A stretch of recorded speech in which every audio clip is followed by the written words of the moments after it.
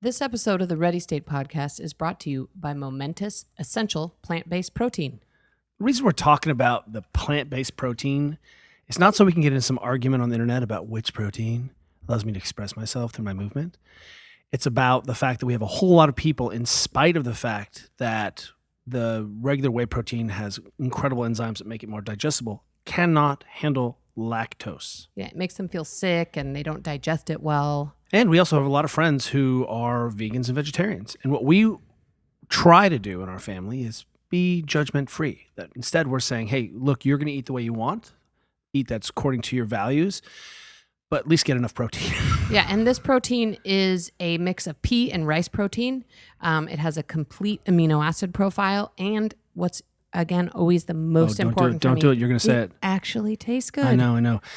We have a ton of professional athlete friends who, had a hard time. They'd get runny belly. They would really, they were trying to add protein into the supplement.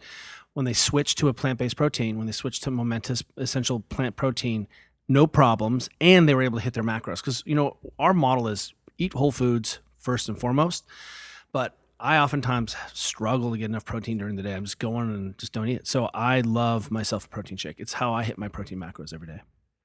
If you want to try some plant-based protein, go to thereadystate.com/momentous and use code TRS for 20% off your first purchase.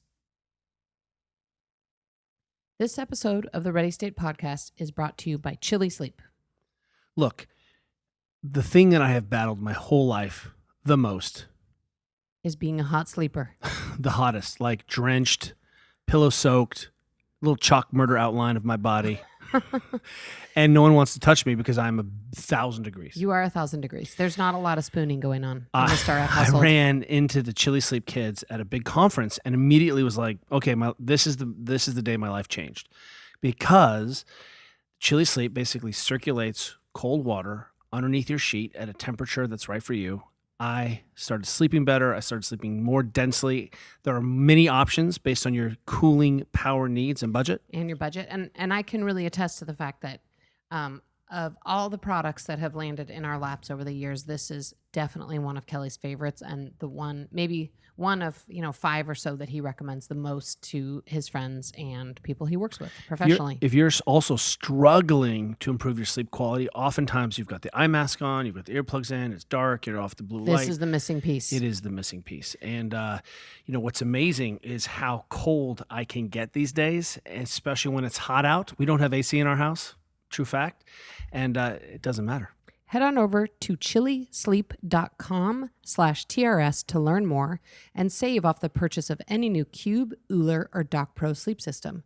There is an offer available exclusively for the Ready State podcast listeners and only for a limited time. That's Chili, CHILI, sleep.com/TRS to take advantage of our exclusive discount and wake up refreshed every day.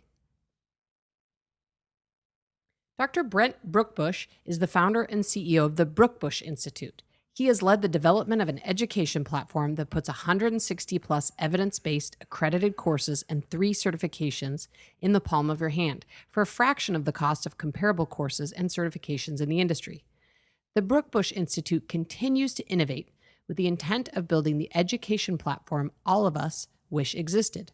Outside of his duties as CEO, Dr. Brookbush continues to consult and practice as a physical therapist and personal trainer in New York City. Brent has been in the health and wellness industry since '98. He's an impassioned educator and has been working with industry giants from Shape Magazine, Town Sports International, Equinox, and even NASM, National Academy of Sports Medicine. J-Star, this conversation is pretty amazing because I feel like we are being hit over the head in the world about research, and Brent is an expert in understanding and disseminating research. Yeah, I thought this was such an important conversation because I think we're all in a place where we don't really understand research, or most of us don't anyway. We don't understand how to read it and interpret it, and we bandy about terms like evidence-based when we don't even know what that means. Yeah, I've been following Brent for a long time and use him as a way for myself of how he aggregates and really disseminates a lot of the research in my field, my vertical. But he also spends a lot of time educating practitioners and believe it or not, professional people in better sort of consumerism of the research, better consumption of the research, because it, even just coming through COVID, where we saw research weaponized, it's really difficult to understand who's an expert and who's not. And what do I come to trust as a person just trying to make their way in times of change? In the crazy internet world, you mean? The other thing that I loved about our conversation and that I admire so much about Brent is that he's on this mission to try to transform education. And, based on his own experiences in education, many of which he found to be lacking, he really has sort of set forth to figure out how he can offer courses that are consumable, that are accessible and available for people. And, that's really the core of his mission. And it was cool to hear him talk about how passionate he is about that. The other piece of it is that it's easy to forget that he is not just a clinician talking about meta. He's been coaching people. He's an active physio. And because he's a user and he's an actual person who works with other people helping to solve problems, that's his primary filter. This isn't just academic, for lack of a better phrase. This is a person saying, hey, I'm trying to help people feel better, work better, live better lives. And I think we can do a better job of educating the professionals who are also doing that. Yeah, we had a super cool conversation with Brent, and I think you guys are all really going to enjoy it. Hold on to your butts. Brent, welcome to the Ready State podcast. We're really excited to chat you up today. Awesome. I'm really excited to be chatted up. I think chatted up. First of all, I'll just start by answering your pre-question. We can get you a Ready State hat immediately. That's fantastic. Okay. And I'm also going to need to know about Kelly's tattoo artist, except I want cheetah prints on my right arm. That can be done. We can do all of that. Second is that I try to wear a foam trucker hat anytime I'm trying to speak to something, on topic from a point of perspective, because I'm trying to really elevate the trucker hat. And if I can, an intellectual trucker hat. I just want to show everyone that my trucker foam hat has a sensitive intellectual side. All right. Well, with that, Brent, I would love it if you could just give our listeners a quick background about who you are and where you are and what your company does. Okay. Who I am, where I am, what my company does. Who I am. All right. So I'm Brent Brookbush. I'm a trainer, doctor of physical therapy, and education is kind of like my thing. Where I'm at, I'm in New York City, personally. Our company is more of a virtual education company, so I guess we exist online. And what we do, obviously, is optimize education for our colleagues, which we consider all movement professionals. So we're very inclusive, like trainers, physical therapists, chiropractors, athletic trainers, occupational therapists. Who am I forgetting? Osteopaths, massage therapists. Did I say massage therapists already? I might have. Anybody who's in those movement professions are part of what we consider that profession that we should all be working to combine. And of course, what we do from a practical standpoint is we're a continuing education company. So we provide those CECs that certified and licensed professionals need to maintain their certifications and license, as well as we offer certifications ourselves. So we offer a certified personal training certification, as well as advanced credentials, being the human movement specialist, which is corrective exercise based, and then the integrated manual therapist, which is a integrated manual therapy certification. You said something I just want to come back to, because I really want to dive into how subversive and radical your education platform is. The Brent Brookbush Institute, it's not the Brent Book, it's just the Brookbush Institute, really has gone out of its way to disrupt how people can consume continuing education, base understanding, credits, and at an affordable way. But before we even get there, because that's, I feel like, is one of the most radical things you do, is you just expanded movement professional to include the people who actually teach most of the movement, trainers and coaches working in YMCAs. When I went to physio school, we were like talking about allied healthcare, and it did not include chiros. It did not include trainers. How did you make that switch? I mean, I think I understand Yeah, and how, as a coach, how I made that switch, but that's a big deal that you just sort of cast this bigger net and said, oh, no, we're all in the same spoke on a wheel. which I think, just before you answer that, is I've never heard it described that way. And I'm definitely using that in the future, because I always use like practitioner or some kind of word that doesn't, I don't think, properly describe, but like movement professional is great. I think it is just an awesome way to describe this group of people. Yeah, I think I kind of morphed into the movement professional label. And I think it comes down to talking to my colleagues and realizing that, like, obviously, Kelly, you and I are physical therapists, but then we go and talk to a chiro who's working with, for example, let's say talking to a chiro who works with athletes, and their scope of practice is the same. If you're doing orthopedic outpatient physical therapy and you talk to a chiropractor who's a mixer, right, is the term they use, right, who's using some exercise and using some other techniques, we're basically ending up in the same place, right? Because we all want to be effective at the end of the day. So we all kind of gravitate towards the most effective techniques and an integrated approach. And then you start pulling in some other things. Well, like ATCs do the same stuff we do, right? Like they're not really different. And then like you even start thinking about, okay, well, if we take this kind of outpatient occupational therapy thing even a little further, right? Knowing that it is part of this whole fitness performance rehab sphere, occupational therapists become a part of that. They're definitely working with exercise and movement, and they should probably be able to do some manual techniques. In fact, it's within their scope. They just don't get taught as much of it as they probably could use. And then, of course, massage therapists, like, why are massage therapists using assessments and using massage more as a means of helping people move better, right? So that their long-term outcomes are better. Like you start realizing, like, as long as it's within your scope, at the end of the day, the only thing that matters is the patient, the client. Right. And the outcome. So, yeah. right. So I'll talk a lot to people like the outcomes don't care about what your title is. Right? Like, right. The best way to treat isn't based on the fact that you're a doctor of physical therapy. The best way to treat is based on what's going to get your client or patient the best possible outcome, which now you think about what I was just talking about with all these spheres and like scope of practice. And it's like, okay, just for a second with me, do this thought experiment.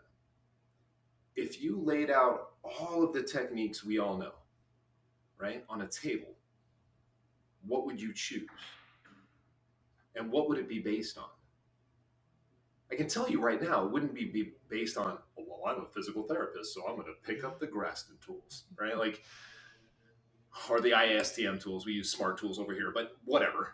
You get what I'm saying? Like, we wouldn't just pick things up because we're a profession. We would pick things up, like, if we're really being smart about it, we would work our way from outcomes and go backwards. Okay, so if I want to get the best possible outcome, right? So I want the best long-term, most reliable, most effective technique that'll get them there the fastest. And it's probably going to be a mix of techniques. What would those be, right? I try to describe all the time to people. I'm like, well, I was a classically trained as a physical therapist, but now I do something that feels akin to something else, right? I can say where I came from, but in strength and conditioning, that's your formal training. That's my formal training. Yeah. Like you're a CEO, but you also happen to be you're trained as an attorney, right? The one of the things that happens in strength and conditioning performance is that I'm like, oh, these endurance athletes know a lot about fueling long distance and training cardiac capacity and zone 2 and third wave adaptation. And I'm like, oh, these bodybuilders, and they know how to put mass on people fast, and they know how to manipulate body composition. And all of a sudden you realize that, so many of these seemingly disparate fields, of course, are connected. But where I think we get into trouble, and help me how we should think about it, is it seems like there's an awful lot of overlap, and that sets up a possibility where people are elbowing for space. This is my dance space. You're in my field. I see a lot of sort of, the internet has blown this regionalism apart, right? Because I think one of the things that I find so amazing about your content is that you are teaching people things that were traditionally really behind a very expensive paywall, right? And you're doing so in a really safe, forward-thinking, progressive way that's appropriate as an expert in education. But you've blown apart these divides. Do you feel like you were one of the first people into that space? How have you managed to sort of not lose your sanity when you're bringing all these people together and they're seemingly competing with each other? I don't think I'm the first. In fact, if anything, I would say I'm the second. I'm part of that second generation, right? Where I think you had like the Gary Grays, right? And then like the Mike Clarks of NASM. And, you had some of these other guys who were already starting to bring the physical therapy and sports medicine worlds together.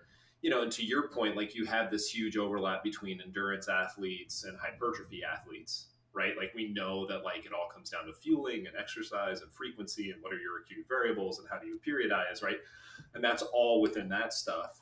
But then you also look at any of these athletes and it's like you're only going to make progress if you stay orthopedically healthy, right? So like that's where the corrective exercise and rehab comes in. Because if you think you're going to be a high level athlete and never get injured, good luck, right? Like physical therapy might be, or corrective exercise or self management of exercise, like the Ready State, like that actually might be the most important piece for high level athletes because keeping out their training is actually really hard once you start getting into those higher volumes and you start really pushing the intensity over the edge. So I don't think I'm actually new to any of that. Like I said, if anything, I would say I'm the second generation. I'm part of that second generation. I would say me and you are part of that second generation. And there's another generation coming after us. I would say that first generation, like you can look back and definitely see where some of this was coming in with NASM and like even the NSCA for a second had a partnership with FMS, right? With Gray Cook, right? And he actually comes after Gary Gray too. So, but like within that 10-year period, which was like the 90s, early 2000s, there was definitely people already starting to bring this stuff together. So one of the things I think is so compelling about what you're doing is, in addition to all of the awesome actual content you put out there or your company puts out, but I feel like you're really a disruptor of education and you're really trying to think about how to do education differently, which I think is also so relevant in these COVID times, regardless of, who you are, whether you have kids or adults or whatever. I think it's been sort of a time where we've all rethought how people can learn and what's possible. So can you just talk a little bit about sort of how you came to even care about, doing education differently and what it is you actually do differently? Yeah. I mean, I think, I've said this on a couple of podcasts. People think I'm in education because I love education. I'm actually in education because I hate education. And I think anybody would get there like I did after putting themselves through 3 degrees. And I hate to like get into this woe is me story, but it was like I was on my own. I've always been on my own. I put myself through school. And like you guys know, like trying to like hold down a career and put yourself through school is a nightmare. And like especially doing 3 degrees, right? A bachelor's, a master's, and a doctorate. I was basically running myself ragged for like a decade, right? Or more. And it's not fair. The caste system of education has become so much more complicated than the finance, right? Everybody talks about tuition costs, but they forget about the fact that like when you get to DPT school, they basically look you in the face and go, "You think you're going to hold down a job? We're going to make sure we get in the way of you holding a job every chance we possibly can," right? They will scold you for leaving class to go to work to put food on your table. Like it's crazy, That definitely right? happened to Kelly. It happened to me. Like I can't tell you how many arguments I got into where, I mean, often it wasn't even me being irresponsible and like booking a work shift or booking a client during a class. It was them changing a class into my work shift and them expecting me to give my work no notice, like stuff like that. So anyway, so you take that kind of, that paints a picture, right? That paints an atmosphere. I think everybody can relate to what I'm talking about. And then you start just breaking all this stuff down and you go, this just isn't necessary, right? Like, why are we showing up to class for didactic information? Like, didactic information can be taught online. In fact, Khan Academy. You look at the Khan Academy was one of my first major influences for them where they flipped the classroom. They put the lectures on video, and there's such huge advantages to video for students. Because rather than bother me while I'm teaching, right? Ask a question, ask a question, ask a question, ask me to repeat myself, ask me to repeat myself, ask me to repeat myself. Hold on. Can you just stop for a second so I can write a note? Right? Like all that stuff. They can pause, they can replay, they can watch things 2 or 3 times. That's how the Khan Academy got its start, right? Is he made some videos for his nephews, and his nephews actually flat out told him that they liked the videos better than him, right? They'd rather watch him on video than actually have him tutoring them. And it's for all the reasons I just said. So you take that little piece and you go, well, how far can we push this? Right? We can have video, we can have text. All of our courses have voiceover. I'm in love with Audible. Audible has changed my life. Audible from Amazon, right? Like I do all of my business reading through Audible, right? That's another route of learning.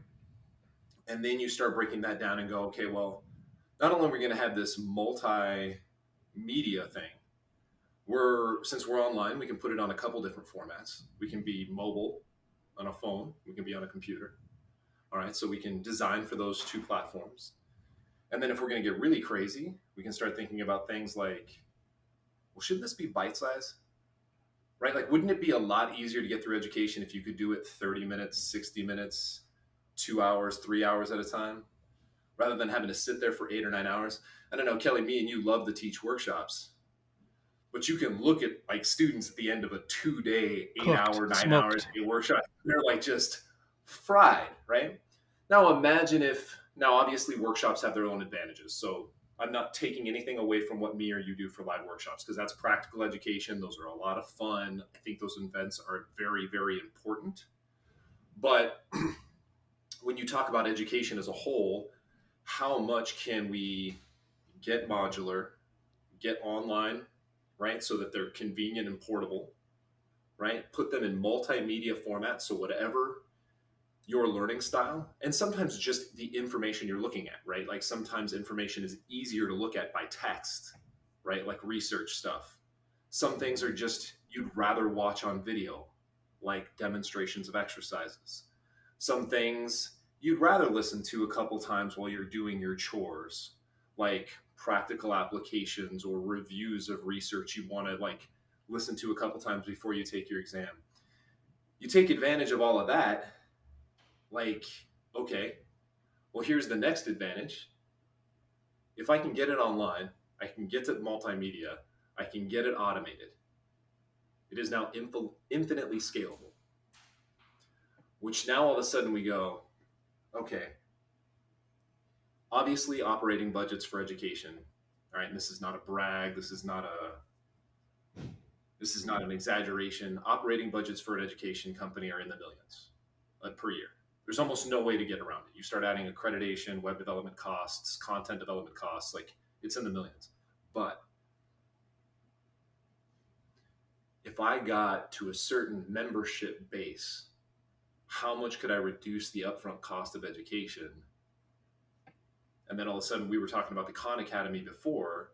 You look at something like Netflix and you go, oh, wait a second, right? If Netflix can do it, and you start looking at Netflix as a billion-dollar content development and organization platform, why can't we just take that and do it for education? And the truth is, well, at least according to me, yeah. One of the things Right? I love about this is I've become re-obsessed with this idea of hyperlocality. That if you have hyperlocal systems, like Juliet knows her family better than anyone else. She knows the realities of her family. And one of the things that you do with a person working with clients locally in their gym is they know the background, they know the culture, they know the movement history, they know the experiences. They can minister to that person in a real way that you could never do with a national program. Or if I'm like, everyone must do the ready state, and here is the program on a day, you have to do these things for an hour. It just doesn't work. People throw it out. Why? Because we are in the business of where the rubber hits the road. So I come in and teach principles, and I say, here's how this integrates, and here's where my system and my thinking can do with what you're doing.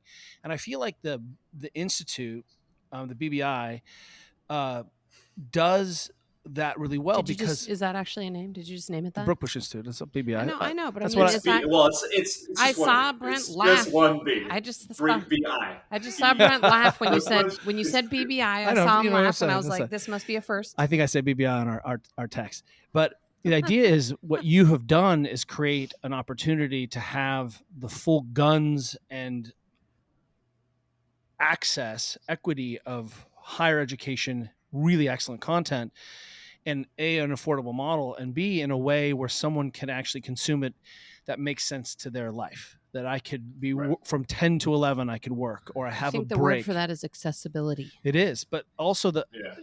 it respects this hyperlocality that this trainer working in the middle of nowhere with no resources or few resources can make a positive impact on their community if we can get them the right information in a way that they can consume it. That's a big deal.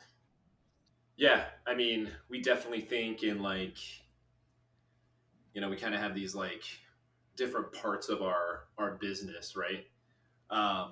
And obviously, we talked about the accessibility piece, which we can do through technology, and of course, the affordability by using something like the Netflix style membership model, right, or the SaaS model, if you want to take it from more like a technology place with like Salesforce, right?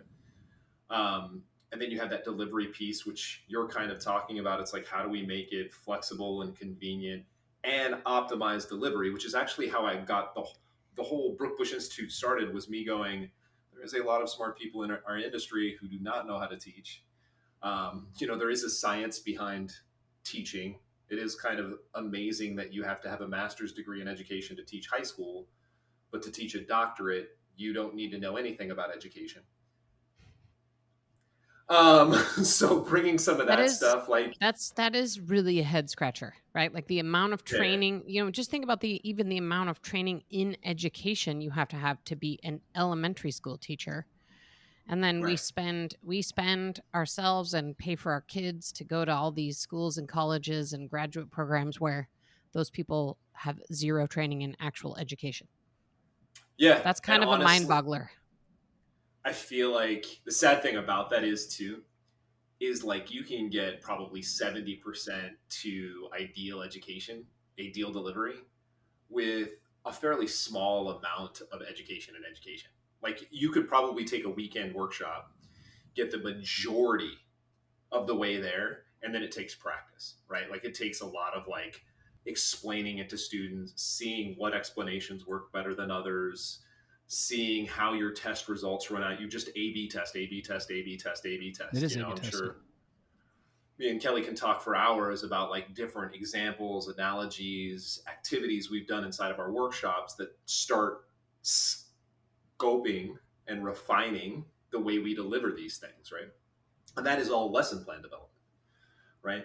And then you're starting to talk about content, and I got lucky in the sense that I was taught evidence-based, systematic, integrated, outcome-driven right off the bat.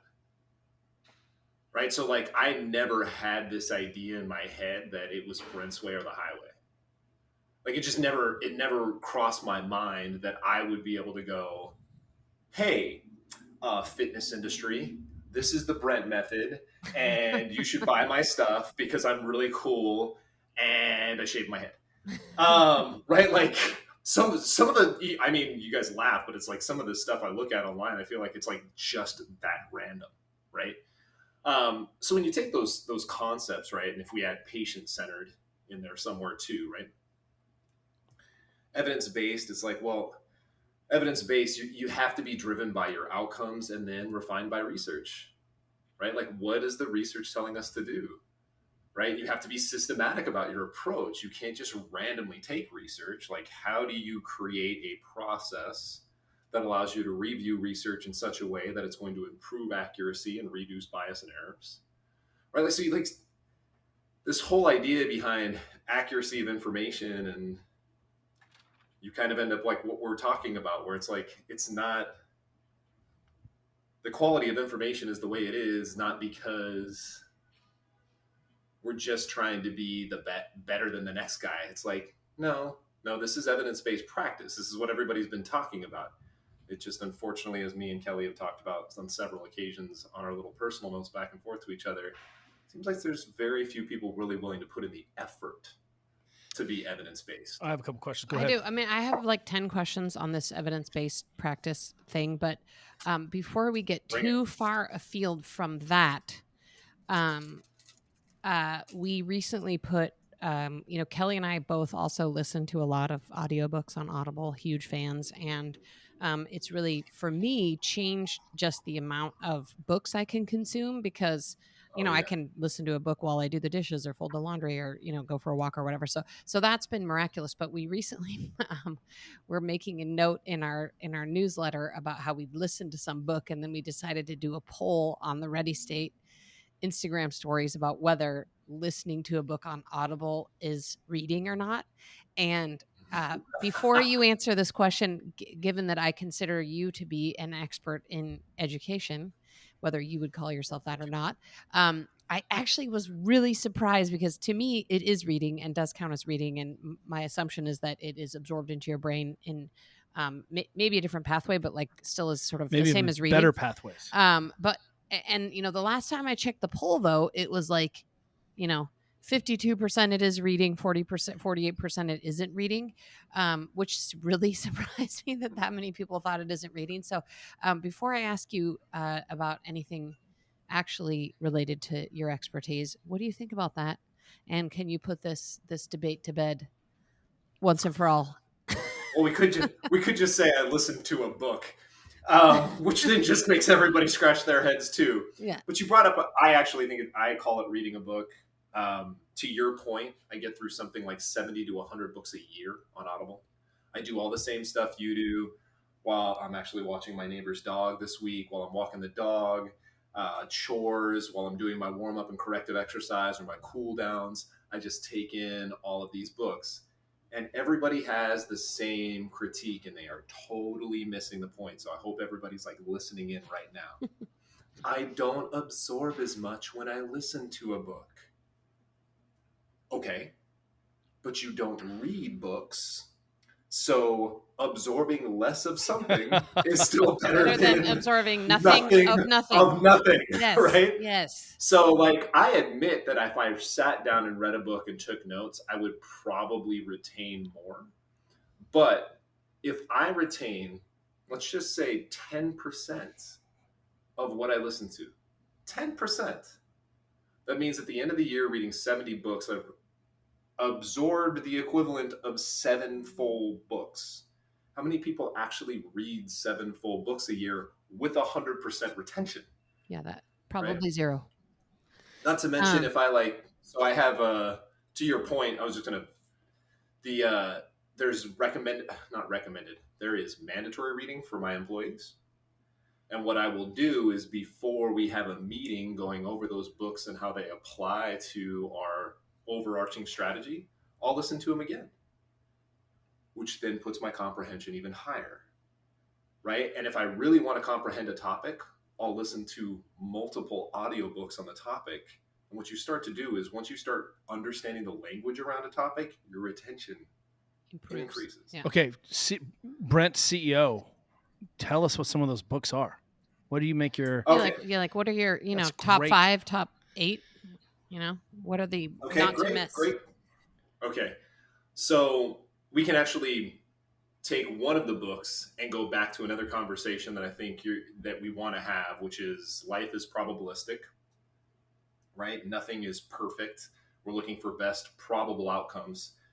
If you're running a business, you need to read a book called The Lean Startup. It's a great by book. Eric Ries. I read that. Yeah. It's a great book. Yeah, starting with an MVP, a minimally viable product, learning how to A/B test, learning how to optimize, disregard, right? And then continually learning how to iterate at a faster and faster pace. That book changed the course of the Brookbush Institute for sure. So that is one of them. I then go down this rabbit hole on project management. There's an author named Eli Goldratt who's a genius. He has several books: The Goal, Beyond the Goal, Critical Chain. These all have to do with the idea of constraint theory and throughput. I would definitely read The Goal. It's actually really funny. It's a story about how these things apply to this little factory with this really outdated romantic relationship, which will totally make you laugh. There's a tech version of the goal called the Phoenix Project, which I make all my web dev guys read. So we had the Lean Startup, we had the goal.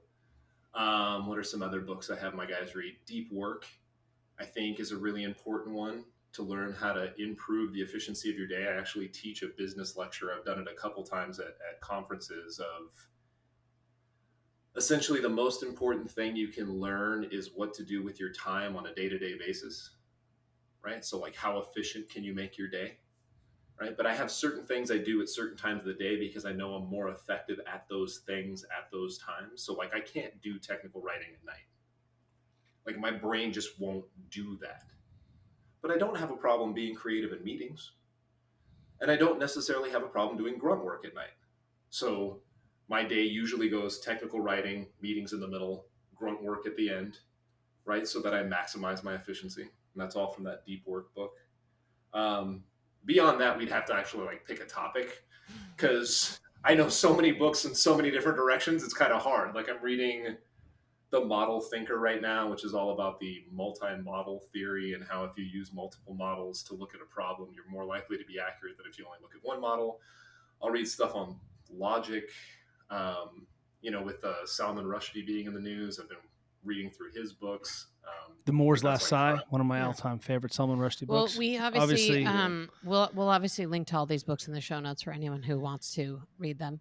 Hey guys, we just want to take a little break in this podcast episode to actually tell you about one of our own products, and that's our Ready State Virtual Mobility Coach. Yeah, the app literally is the first place you should go if you're trying to feel better, if you're trying to solve an old movement related problem, if you're just trying to not be as sore from your workout.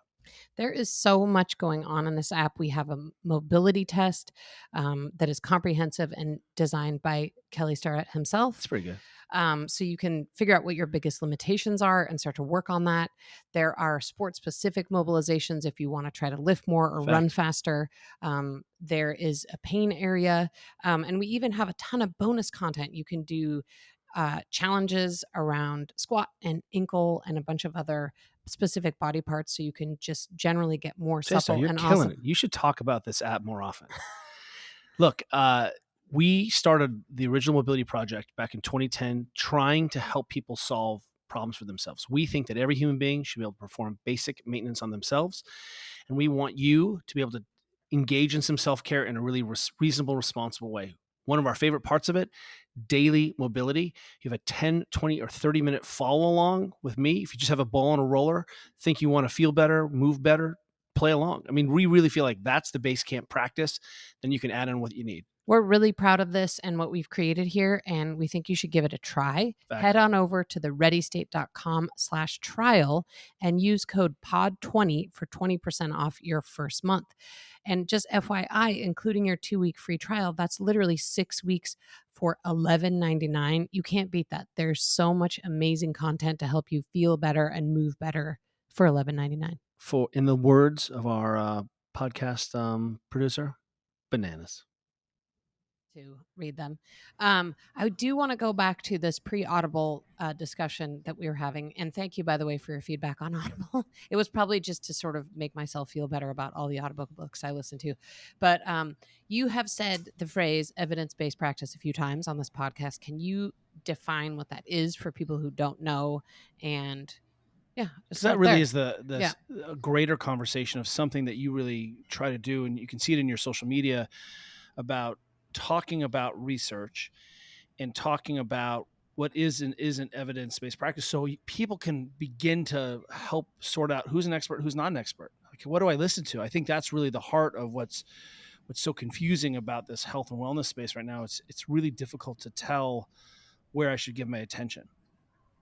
Yeah, and it's a complicated topic, but let me break it down. Simple, and then I'll just keep getting more and more complicated. You guys can stop me whenever you want. So I think like when you look at how we develop our courses, you're right, all of them built on systematic review with the intention of being practical and improving outcomes.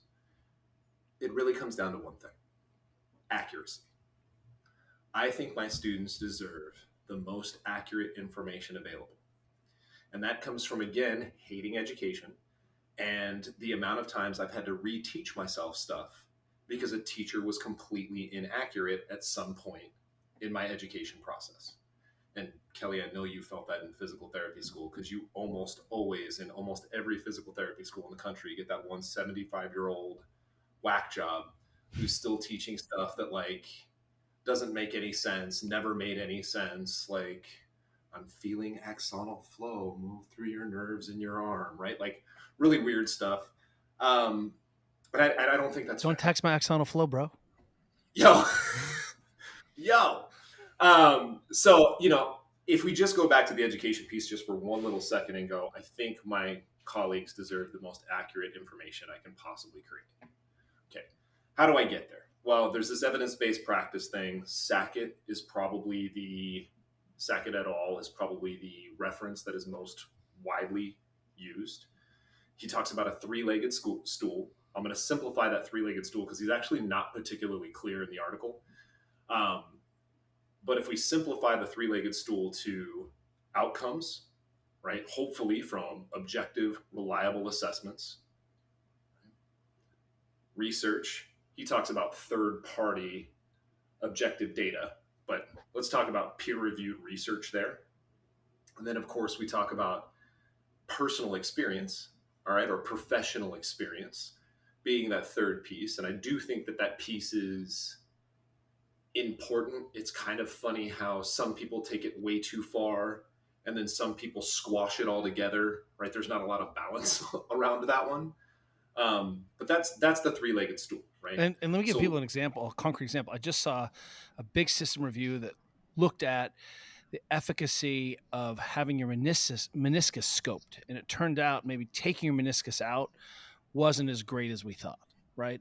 And I think that's a great example of we're thinking this is the gold standard. I have a torn meniscus. Let me go in there and clean up this meniscus, clip it out. And it turned out the outcomes weren't better. In fact, they may have been worse on that thing. And we only know that because someone was like, hey, let's actually see what's happening when we do these things. And now we can make a little bit better decision about, should I have this? I have a torn meniscus. Should I get it cut out or not? I think that for me is a great example of sort of what you're talking about and how it can drive real change and real efficiency and better outcomes. Yeah. And I mean, we can even take it all the way back around, which is like, okay, so maybe meniscus removal, right, is over recommended because the outcomes don't match. But then if we took a little step further and we looked at all of our objective outcomes from patient records on top of personal experience from the docs, we might find that somewhere along our bell curve, there are people that actually do better with getting their meniscus removed, right? And that's that three-legged stool at work, right? Is just what I just said, right? It's not all or none ever, right? So going back to this evidence-based practice thing, when it comes to the Brookbush Institute, we try to stay practical and outcome driven, right? So all of the education we teach, we're trying to think about how are you going to make a professional better on Monday. I think there's a lot of certification programs out there, a lot of continuing education programs out there who are making people smart for the sake of being smart. It doesn't necessarily make them better practitioners. We actually call it the kludge effect. We just see you're agglomerating more research, more information onto a non-elegant system, and it gets wieldy and doesn't actually inform what you do or how you get outcomes or the efficacy of your practice or your coaching. Right. I think one of the most, we were talking about training earlier, right? And strength and conditioning, one of the most well-respected certifications, and I won't name them, who I was certified through, spends an obnoxious amount of time explaining physiology, hormones, hormone production, what it does to hormones. And then you look at the outcomes, and literally all of the research that I have seen shows that stuff has a very little, if any, impact on how we actually program or do anything, right? So there's a perfect example of like, it's not that it's bad information. Misplaced precision. It's bad information. Yeah, it's not practical, right? So is it important? Yeah, probably for researchers, probably wanting to experiment with some different things, going down that rabbit hole. So we try to stay practical. We try to stay outcome driven. One of the things that we do need to do a better job teaching in both the rehab side of things, as well as the fitness and performance side of things, is assessment. Right. So this is the outcome piece. Assessments should be reliable and objective. Observable, measurable, and repeatable. Right. Exactly. We're saying the same thing there, right? So I think what too many physical therapists and trainers, if we're just going to pick two distinct pieces of this puzzle, do is they do some therapy. Maybe they started with some assessments, and then they go, "How do you feel?" And the person goes, "Better." And they go, "See, I'm effective." And you're like, "No, nope. That was not part of your reliable objective assessment. Short-term subjective measures like how do I feel are not reliable, right? You didn't reassess using your objective measures, so you actually have no idea whether you were effective because your intent was to change your objective measure, not just pain, right? Or not just how somebody feels, or not just, if you went in for weight loss and nobody loses weight, but they feel better, you still failed. I'm sorry. I hate to be such a jerk, but at the end of the day, we need outcomes. So we take that outcome piece. We're always talking about that. And then, of course, what you're talking about with the Brookbush Institute, which we try to do, and it's a huge, monstrous undertaking, is we take this research piece. And that's where things get a little squirrely, because this is third-party objective data. Research is not always easy or simple. Especially not when it's on human beings. Right. We've talked about, I think people talk about this term cherry picking. They like to throw out the term cherry picking like they're annihilating somebody. Well, cherry picking is just using less research that is available, right? So how do you be truly evidence-based? You have to do comprehensive systematic reviews. Well, as soon as you go to comprehensive systematic reviews, as you've seen in our courses, the number of citations you're talking about gets very large, very fast, right? And sometimes what you find out is only a small change in what people were already doing. It's an important piece because it refines, because it tells us, even sometimes it just supports what we're already doing, but that is the research piece. Of course, and then that last piece being professional experience. Well, if you're talking about the Brookbush Institute and they're involved in content with us, they have a master's degree or better. Most are licensed professionals with doctorates. And of course, we're all just pounding these techniques, right? And testing things and trying to see what works and what doesn't. And then we're doing them in our own workouts, and we're trying to see, I heard you mention a term once, it was okay, so we take this exercise, and I think this exercise is really cool, right? And so then I try to teach it to another one of my professional buddies, and they're like, "Oh, that's really cool." And then we go to a class and we try to teach it to the students, and they go, "What the are you talking about?" And we realize real quick that the technique, this is your term, was not scalable, right? It's so complicated, this thing that we've created, although it's effective, we would never be able to give it in a home exercise program. And I think that's where that professional experience comes in. Is you have to test and work with a lot of different things to find those techniques that are going to make it all the way from idea to effective to supervised exercise to generally recommendable to the general population. So give me a second to tee this one up, because I do want to go back and talk about the research leg of the stool. And I'll start by saying, I'm not sure how we talk about this without talking about the massive amount of information and misinformation in the internetosphere. And what I see as a user are sort of two types of people on the internet, especially in this larger, movement, professional health and wellness space, which are the, people who just say things with absolutely no research whatsoever. They just say whatever. Or no formal training. No formal training, no expertise, no whatever. They're just coming out of nowhere, and they're like, I say this is true, and it is. And it worked for me. They do a lot of N of one things. And then there's another group of people who are kind of trying to support their thinking and ideas with research, but they're getting it wrong. Because they don't understand how to read or interpret research, or how to put the appropriate weight on types of research. So can you just give like a Reader's Digest version of the sort of hierarchy of research?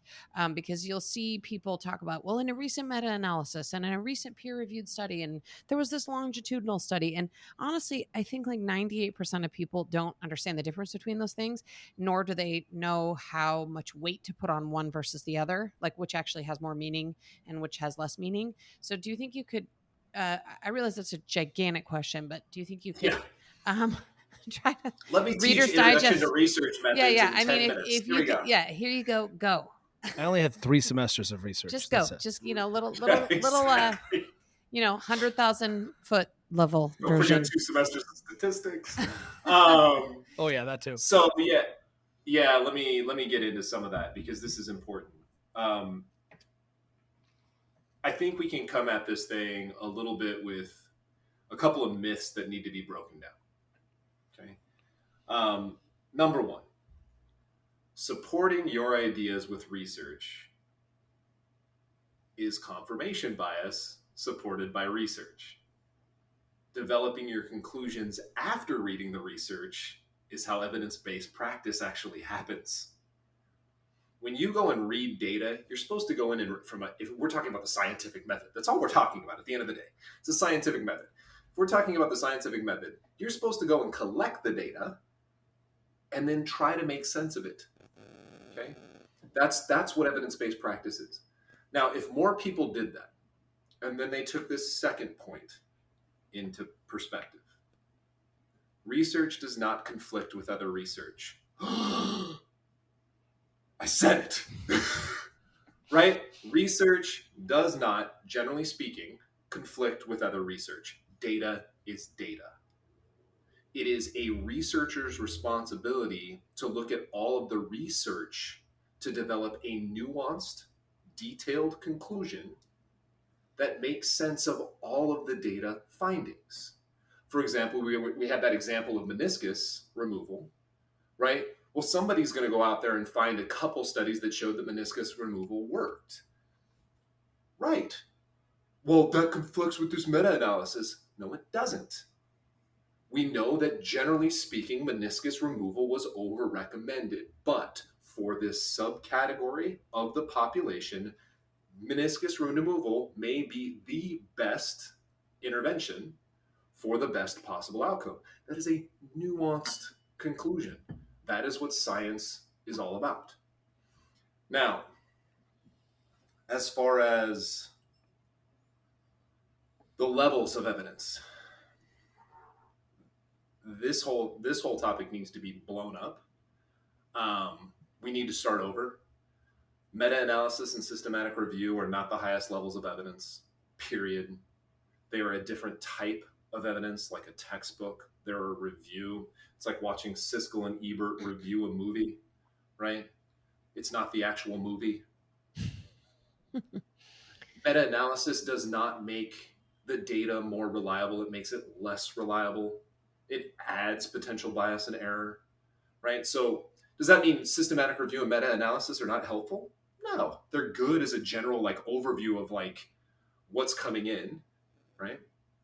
And then you have RCTs, experimental studies, observational studies, and then below that is where you'd actually be able to draw a line, which is case study, expert opinion. Okay, so obviously we have these meta-analysis, systematic reviews. We're going to put over here with textbooks. Not bad, just different. Okay, then you have experimental data, right, and observational data. That's actual research. Right, we're going to hold that up as the pinnacle of quality information. Right, generally very, very narrow. Okay, like that's one thing that people have to understand. There's this artist named Thoreau, right? Like he did pointillism towards the end of his career, and you guys have probably seen these paintings. But at the end of his career, he was painting with little dots, right? Little dots of paint, and then when you would step back, you would see the full picture. One research study is like one dot. It doesn't usually tell you much. You have to like get all of the body of research to see the full picture. But each one of those dots is nice and pure. That's our experimental and observational research, right? And then you have case studies and professional opinion. Case studies are great when we have no other evidence. At least we have somebody that's done something about this before, right? Like we have some idea that something happened once, right? And then obviously professional experience, that's or expertise, right? That obviously is helpful when you have no knowledge, education, ability to interpret some of the stuff that I was just talking about. Now, of course, this conversation we could have for another couple of days. I mean, like, if we're gonna talk about research, we get into statistics and what is a null hypothesis and how do you set up a good experiment and isolating variables and like why do we use statistics and what's a Yeah, correlation. you do a lot of education around research and the language of research. And I don't Right. know if anyone sees it, but definitely go to the Instagram, check out the socials, and you can pick up a lot about how to be a better consumer of research, which is really what I think most of us need to do. We need to be better consumers of information and not conflating some research with logic. I feel like we've also sailed, like we don't have to think critically. We don't have to use logic anymore. If there's not a research study saying that this toothpaste with the same ingredients as this toothpaste, it's not effective. There's Right? also Can I? just, yeah, go ahead. Go ahead. Sorry. I have I was gonna so say many there's questions. there's two myths I want to nail right off the bat. Take them. Number one, if I post a conclusion and that conclusion is backed by 10 research studies, and you, Kelly, come in and you go, well, here's why I don't like that research study, and here's why I don't like this research study. And I think these 3 research studies are less relevant than I would like. And you decide that you're going to take the opposing position, but you have no evidence. You are wrong. You poking holes in my evidence does not make you more right. That's the No, you have unsupported all the default. cake. I have no cake. I can make fun of your cake, but I still have no cake. Right. This is the unsupported default position fallacy, and you see it all the time. People think that if they prove me wrong, they're more right. No. Every assertion, every conclusion, every position needs its own individual support. This is something that everybody needs to learn. They need to get down because you see it on the internet. I hate to sound so egocentric, but I don't know how else to say it. I feel like in our field, I'm the only person who is the only company, I shouldn't say the only person, the only company that continuously backs everything with research. 100%. I'm the only one who posts citations like, this is why I think what I think. And every time they attack the citations and provide none. And people are like, you're full of shit or you're this. And I'm like, prove it. Where's your evidence? We've always tried to say like the ready state is a model. Like actually how we look at movement is just a model. And what I can say is here's what the model predicts. And all of our model is based on normative joint and limb range of Right. motion. This is what your shoulder should be able to do. Here's what predicts if these things are restricted or if you don't have the skill, right? But it's all based on, do you have normative dorsiflexion or not? And I happen to know Right. what normal dorsiflexion is. So it's useful for me to be able to say we're going in that direction. But what's nice about it is I'm like, well, here's what the model predicts. And I actually can remove myself from that the same way you can. You're like, well, here's what are available. I mean, it's not your research. You're saying, here's what I have Right. understood to be Right. the mechanisms for this or why this is true. And it's very different. And unfortunately, it doesn't take my feelings into consideration, Brent. It hurts my It feelings. never does. Sometimes I I'm think like, Well, yeah. can I ask maybe a question out of that? Yep. And that is, it's sort of the end of one thing I mentioned, but one of the things I see a lot, and I don't know how you strike this balance between sort of like acknowledging people's lived experience, and also saying, dude, you're an N of one. And like, I don't know what other example to give them. So many people were like, I got a, let's say, headache from getting the COVID vaccine. And then I went online and I read that 4 other people got a headache from the COVID vaccine, which means the COVID vaccine causes headaches and therefore must be bad, right? Like, or whatever. You could go online and find 1,000 other examples of that where someone in their own lived experience had probably more likely a correlation versus causation experience to something, whether it's a diet or a vaccine or whatever you name it. They have this lived experience. Chances are they're correlating it to something else, but then putting it out there into the sphere. Like, how do we manage sort of like saying, okay, look, like your experience is valid. Like Shout louder. you It's okay, not like though. but maybe it's not. I mean, is that it, can we say that? Like, or can we just say like Yeah, it doesn't matter that you got a headache when you got the COVID vaccine? Like that's it probably absolutely doesn't correlation matter. and not causation. Well, and let's pull apart the correlation causation thing because that's another myth I can blow up. Because you're not asking people who say, "Well, that's a correlation, not a causation." It's a stupid statement. I hate to be so blunt, but I'm going to get back to that in a second. Let's talk about the N of one thing. This is what's called a fundamental attribution error. All right, we have to realize, and if I was reading a book once, and they said if you were going to put anything on a billboard to teach the world, what would it be? Life is probabilistic, not binary, right? It's not yes or no. It's not all of this or none of this. It is always probabilities. And if you can wrap your head around that, life is so much easier because all you try to do is stack the probabilities in your favor.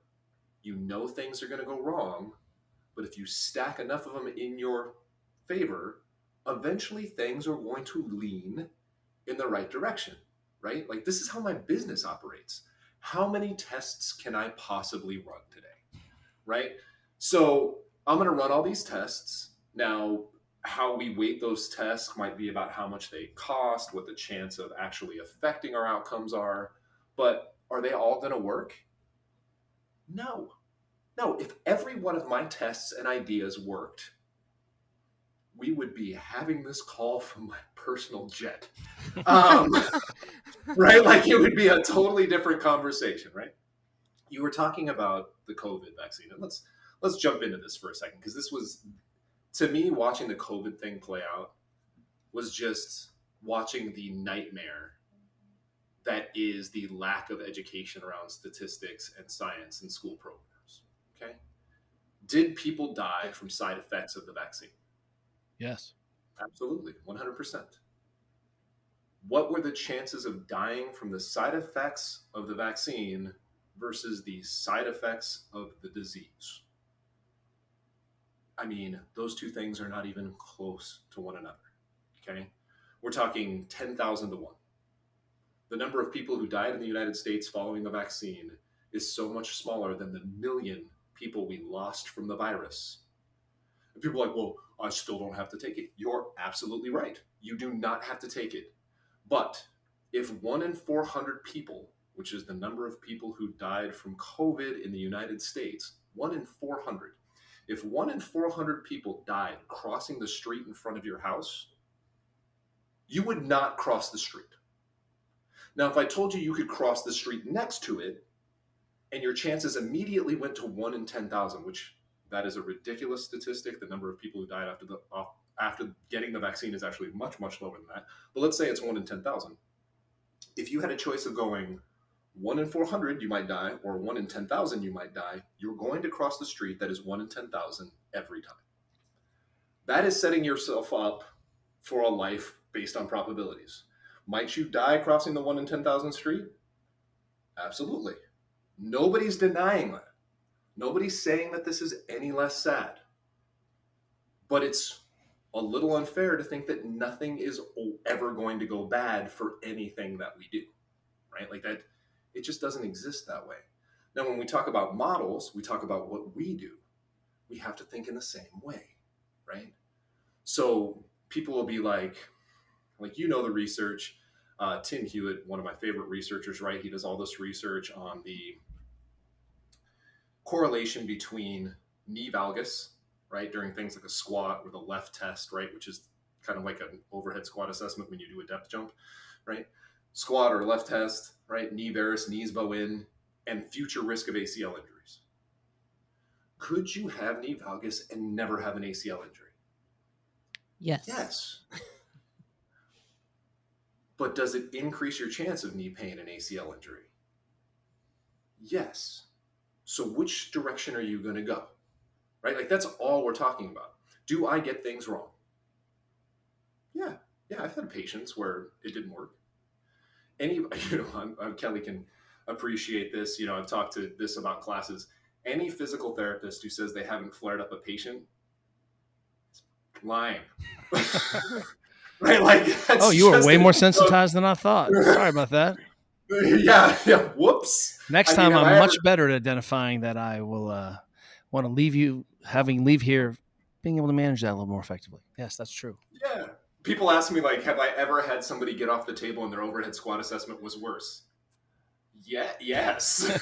Yeah, that happens. Yeah, my favorite, for just everyone, I know this aside, I love old and cold. Oh, this happened to you a long time ago. It's not irritable and sensitive and flaming red hot. I'm like, let's go. Let's party. Old and cold. That's my jam. Yeah, man, for sure. Less because I don't have that problem as often. Yeah. Yeah, there's something to that thing. I think Gray Cook said it first, where he was talking about maybe what we should be going after is the dysfunctional, non-painful segment, right? So if you have cervical pain, maybe you should be working on upper thoracic mobility first, rather than just jabbing at the neck. Anyway, this goes back to what you were talking about. I hope I've given some examples of, like, okay, the fundamental attribution error is a real problem. Yeah. Right. Yep. It allows us to be pulled towards the lower probability thing and think that it's bigger than it is. Right. And everybody can find a situation. That N of 1 thing, either you could be an outlier, you could be the less likely scenario. The other thing that happens with the N of 1 thing that does not get enough credit, especially like in fitness, is like you don't actually know what worked.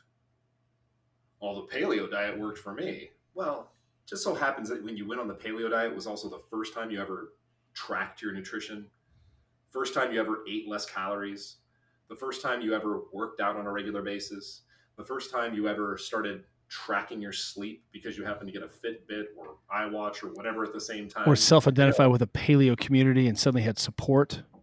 Right, exactly. Right, so that's what research is really good at, is trying to determine what the variable was that was successful, right?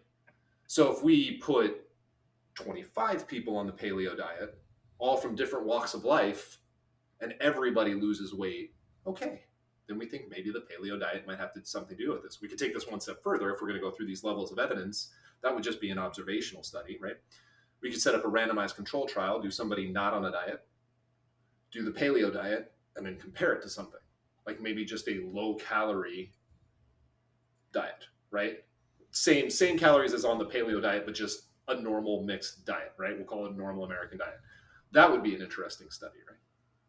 So you got the fundamental attribution error, you got why N of 1 doesn't work, you got life is probabilistic, and then we hit on this other thing, which is, well, it might be correlation and not causation. Oh my God. Do you know what it takes to prove causation?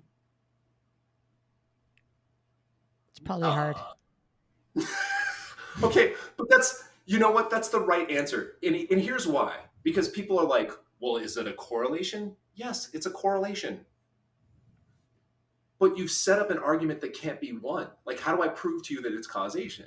Well, you have something called the Bradford-Hill criteria, right, for causation. And you know what causation actually comes from? Lots of different correlations. That's it.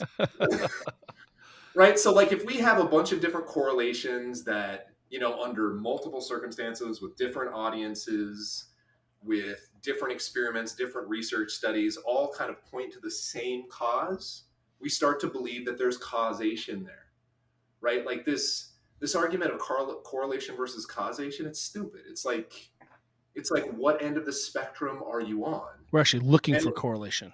Well, correlation. Right. I mean, we could make an argument. I know some statisticians will argue with me on this point, but in a way, all research does is determine correlations. That's right. Right? So like all a research study really tells us, and this is why people get so fed up with scientists not using definite language. They don't use definite language because we use research. Research uses statistics. Statistics gives us probabilities, right? Which are just strengths of relationships, right? Like there is a 92% chance of X, right? That's a relationship. That's a correlation. right? I would lean in favor of the 92% over the 8, but I guess you could take the 8% if I want the 99% proof that my juice cleanse is going to give me abs. That's all I'm looking for. I've got a question for you that may be unanswerable given your actual education drinking mimosas all day is not a juice cleanse. Yeah. It's not, does not count as a juice cleanse.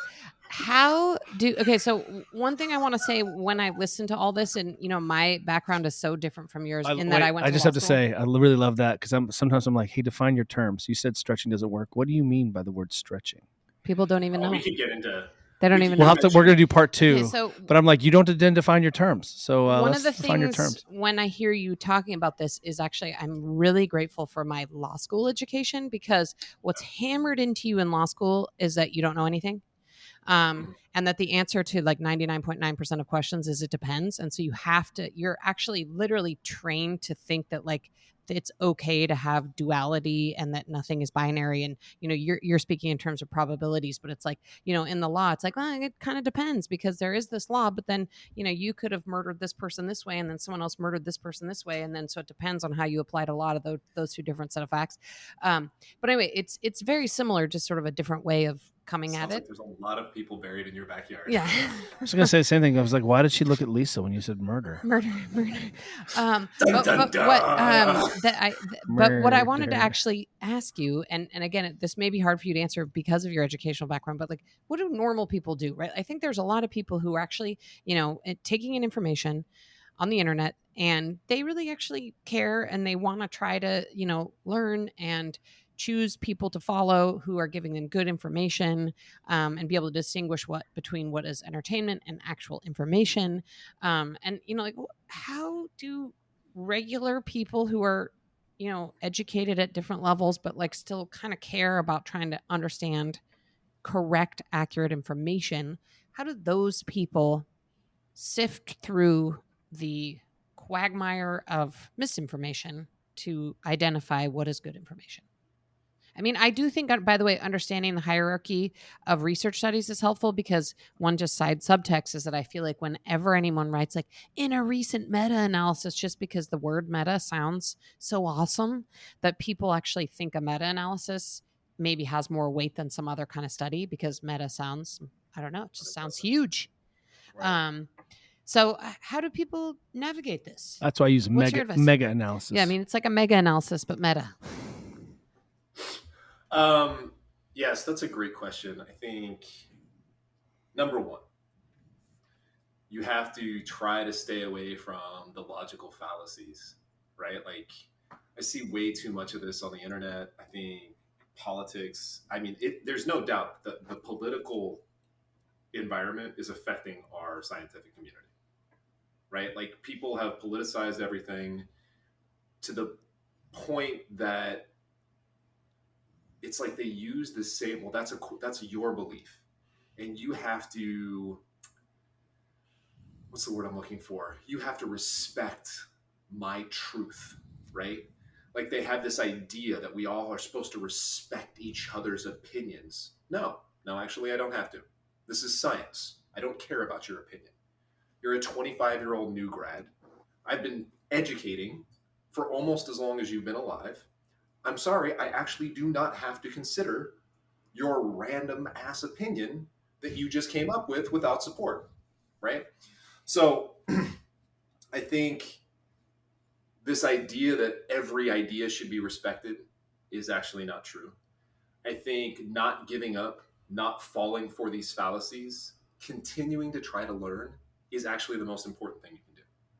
I would rather you understood 30% of an abstract of a study than listen to some of the ridiculous gurus that are out there. Now, long term, here's the solution.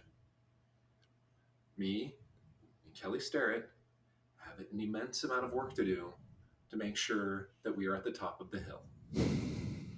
Right? And that sounds egocentric, but I actually mean it absolutely the opposite. This is a humility thing. We have failed our industry. We have failed to become, although both of us are working very hard to create these evidence-based systems, You mentioned one of my favorite words, which I mentioned at the beginning, which is modeling, right? Sorting, algorithms, right? Like all of this information theory. We're trying to push all of this forward, and me and you have failed to become the most accurate and most popular so that we have the most influence, Do you right? think if Instead, you do you think you could talk about this evidence while not wearing your shirt, and that would solve the problem of accuracy plus popularity? For me me, no. personally, I chose the I wrong mean, parents.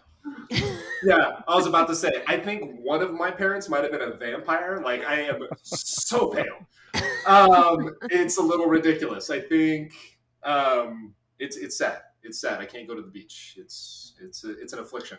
But what I was saying, I don't want people to think that like I'm going off in this ego thing, right? Like it's just not me and Kelly. I'm just using us as two examples.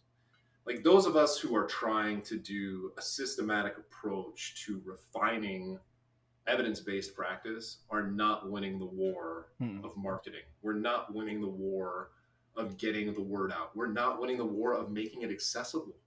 Right now, you guys, I mean, Kelly, I think that's your claim to fame. Is for a while there, and maybe still, you were the most popular physical therapist I think I've ever seen. I was like, holy shit, there's a physical therapist on TV. Right? Like I didn't even think that was going to happen. Right? So, like, be a physical therapist, they said. See the world, they said. But why aren't you still up there? Right? Like, why aren't you the next Dr. Oz? And this is not an attack, Kelly. I have nothing but the. Oh, no. I hear you. It's like we can't stay there. We can't get there and stay there and influence. I mean, we know like Dr. Oz, for example, like went totally off the rails and just started supporting anything that would give him money. Obviously not evidence-based, despite the fact that he was the real deal at one point, which totally pisses you off. But yeah, that's where I think like that I just have to tell you though, it was a true story. We had like a sort of pseudo competitor person that was just growing like crazy on Instagram.